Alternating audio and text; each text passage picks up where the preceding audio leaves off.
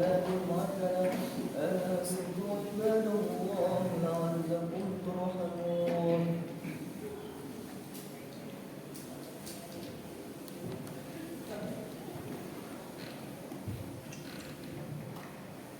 Assalamualaikum warahmatullahi wabarakatuh. Alhamdulillah, alhamdulilladzi arsala rasulahu bil huda wa dinil haqq liyudhhirahu 'ala ad-dini kullihi wa kafa billahi shahida. Asyhadu an la ilaha illallah wahdahu la syarika lah wa asyhadu anna Muhammadan 'abduhu wa rasuluhu la nabiyya ba'dahu. Allahumma shalli wa sallim ala habibina wa syafi'ina wa maulana Muhammad wa ala alihi wa sahbihi wa man tabi'ahum bi ihsan ila yaumil qiyamah.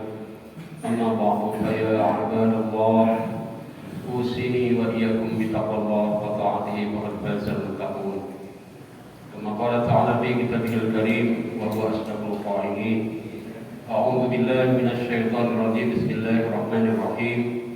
Ya ayyuhalladzina amanu taqullaha haqqa tuqatih wa la tamutunna illa wa antum muslimun. Wa qala aidan bismillahirrahmanirrahim. Inna iddatas shuhuri indallahi isna asyara shahra fi kitabillah yawma khalaqas samawati wal arda fiha arba'atun hurum. Al-ayat. Wa qala Rasulullah sallallahu alaihi wasallam, inna Allah fi 'auni 'abdi ma kana 'abdu fi 'auni akhihi. Shadaqallahu wa sadaqa rasulul karim. Hadirin sidang jemaah rahimakumullah. Alhamdulillah, senantiasa puji serta syukur sudah sepantasnya kita panjatkan kehadirat Allah Subhanahu wa taala, Allah Azza wa Jalla, yang telah memberikan kepada kita sampai detik ini nikmat iman, nikmat Islam, nikmat kesehatan, nikmat waktu, dan berbagai macam nikmat, sehingga kita alhamdulillah bisa melaksanakan salah satu kewajiban kita yang melaksanakan sholat berjamaah di masjid yang mulia ini. Salam dan salam semoga tercurah kepada Nabi Muhammad sallallahu alaihi wasallam, kepada keluarganya, sahabatnya, para tabi'innya, para pengikut setia ajarannya, sunnah-sunnahnya hingga akhir zaman, dan semua kita termasuk di dalam umatnya insyaallah. Amin ya rabbal alamin. Khatib senantiasa berwasiat kepada diri khatib dan juga jamaah sekalian, marilah kita senantiasa meningkatkan kualitas keimanan dan ketakwaan kita kepada Allah Subhanahu wa taala. Takwa dengan sebenarnya takwa. Mengapa ini terus disampaikan? Mengapa wasiat takwa ini terus disampaikan? Karena memang inilah yang akan kita bawa kepada Allah Subhanahu wa taala. Takwa inilah yang akan menjadi bekal kita nanti di yaumil akhirat. Fatajawwadu fa inna khairal zadi taqwa. Berbekalah kalian, dan sebaik-baik bekal itu adalah takwa. Maka Allah Subhanahu wa taala membuat suatu wasilah-wasilah yang akan membuat kita terjaga ketakwaan kita, baik yang harian, yang mingguan seperti Jumat ini, yang bulanan, yang tahunan, bahkan setiap saat, setiap waktu Allah berikan kesempatan, sarana untuk meningkatkan ketakwaan. Di bulan Ramadan kemarin kita sudah insyaallah dengan sangat paripurna Allah berikan sarana kepada kita untuk membentuk jiwa ketakwaan kita. Dan mudah-mudahan ketakwaan itu kita raih di bulan Ramadan kemarin. Masuk ke bulan Syawal, masih dianjurkan oleh Allah untuk meningkatkan ketakwaan dengan memperbanyak ibadah-ibadah bulan Syawal, untuk menghidupkan budaya-budaya kebaikan di bulan Ramadan dengan berpuasa 6 hari dan berpuasa sunnah yang lain, juga ibadah-ibadah yang lain. Begitu Syawal selesai, masuklah kepada rangkaian bulan yang disebut bulan haram, bulan mulia, yang disebutkan dalam surat At-Taubah ayat 36 tadi, bahwa Allah menciptakan bulan ini selama setahun adalah 12 bulan, dan di antara 14 bulan itu ada 4 bulan yang haram. Apa itu haram ini? Bulan mulia, bulan yang dimana kita kalau ibadah di bulan itu akan Allah lipat gandakan pahalanya, akan semakin menguatkan ketakwaan kita kalau kita beramal soleh di bulan itu. Tapi jangan lupa, Allah pun akan lipat gandakan kalau kita bermaksiat di bulan itu. Nauzubillah, subhanallah. Maka bulan haram ini pada hakikatnya adalah sarana kita, sarana dari Allah kepada kita untuk menjaga ketakwaan. Karena betapa pentingnya takwa, betapa pentingnya bekal yang akan kita bawa nanti, yakni ketakwaan. Allah inginkan setiap saat kita, dimanapun kita, senantiasa membawa ketakwaan itu. Ittaqillah haitsu ma kunta, demikian sabda Rasulullah SAW. Bertakwalah engkau dimanapun engkau berada, di kapanpun engkau hidup. Maka bulan haram ini mari kita manfaatkan untuk senantiasa meningkatkan ibadah kita, amal soleh kita, dan juga hindari sekecil apapun maksiat kita kepada Allah Subhanahu wa taala. Masuklah setelah Dzulqa'dah di akhir-akhir ini, nanti sebentar lagi kita masuk bulan Dzulhijjah. Bulan Dzulhijjah sudah jelas luar biasa.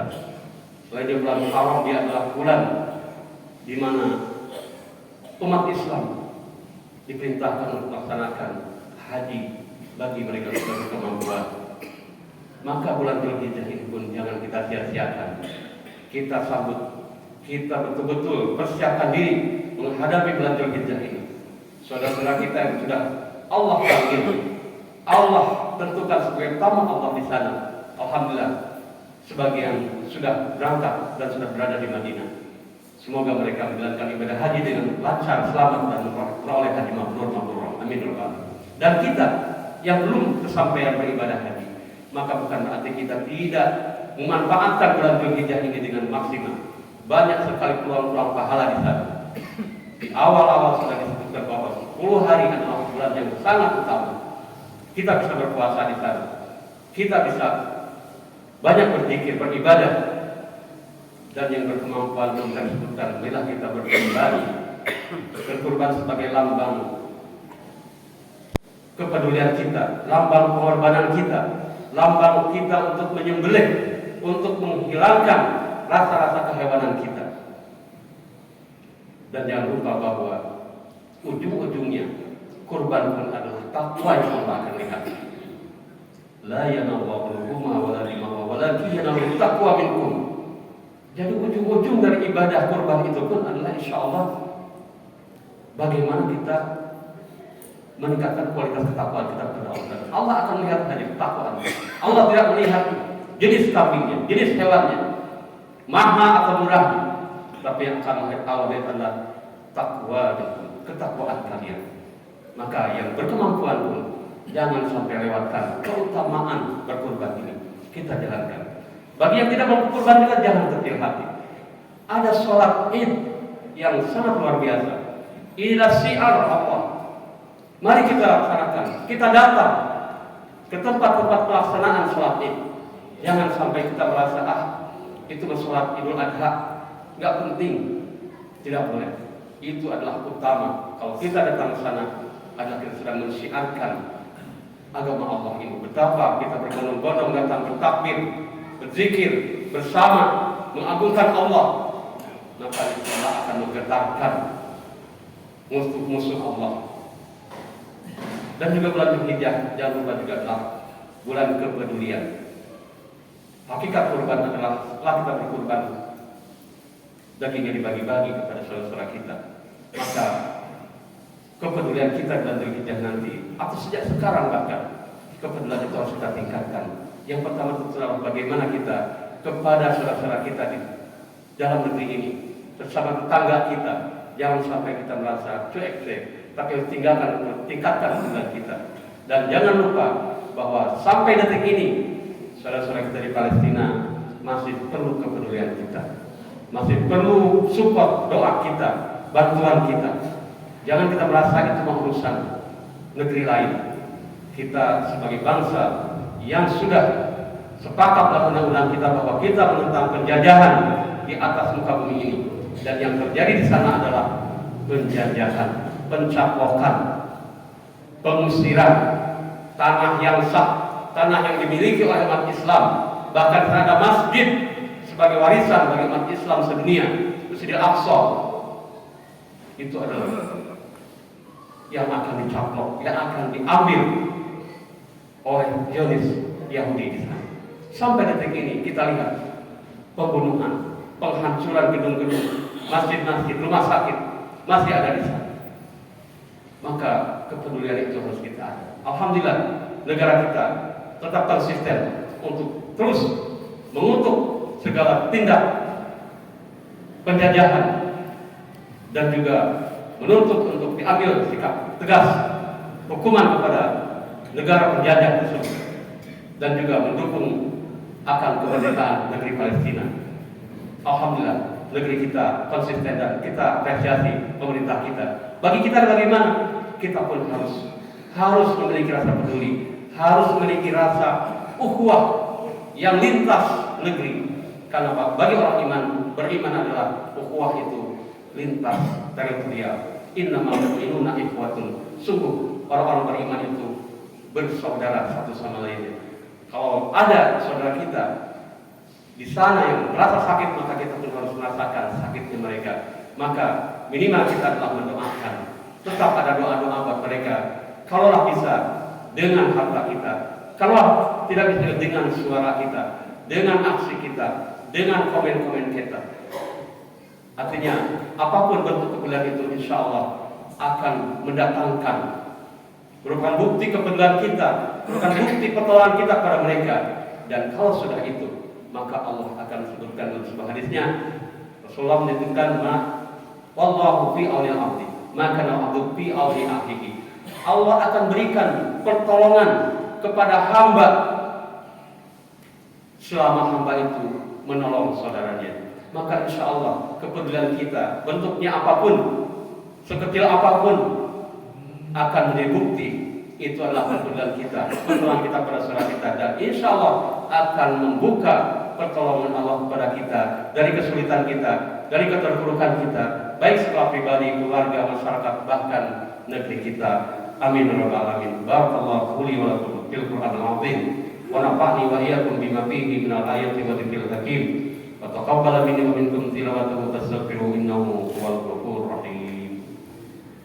Allahumma shalli ala sayyidina Muhammad wa ala ali sayyidina Muhammad. Alhamdulillah, assalatu wassalamu ala rasulillah, wala hawla wala quwwata illa billah. Ayuhan nas, ittaqullaha haqqa tuqatih wa la tamutunna illa wa antum muslimun. Ayuhan nas, ittaqullaha mastata'tum.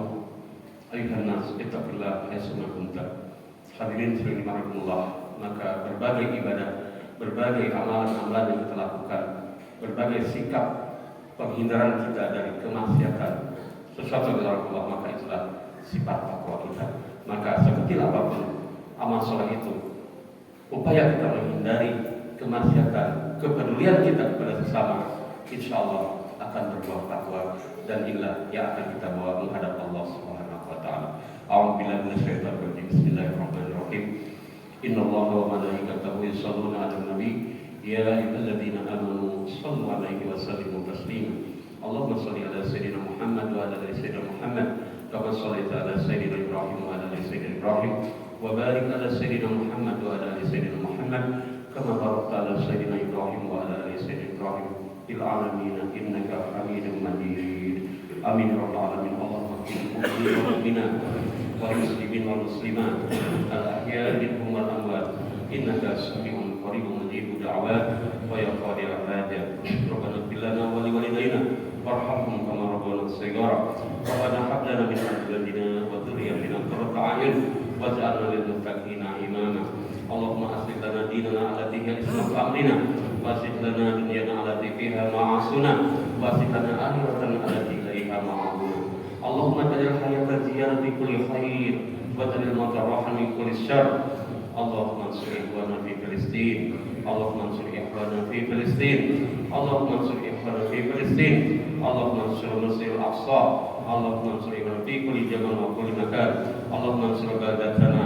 Allahumma la tad'al dhanban illa ghafartah wa la hamman illa farajtah wa la daynan illa qadaitah wa la maridan illa syafaitah ولا عسير إلا يسرته ولا حاجة من حوائج الدنيا والآخرة إلا قضيتها أنت رضا يا أرحم الراحمين. ربنا آتنا في الدنيا حسنة وفي الآخرة حسنة وقنا عذاب النار. آمين يا رب العالمين. عباد الله إن الله يأمر بالعدل والإحسان وإيتاء ذي القربى وينهى عن الفحشاء والمنكر والبغي يعظكم لعلكم تذكرون ولذكر الله أكبر. أقم الصلاة.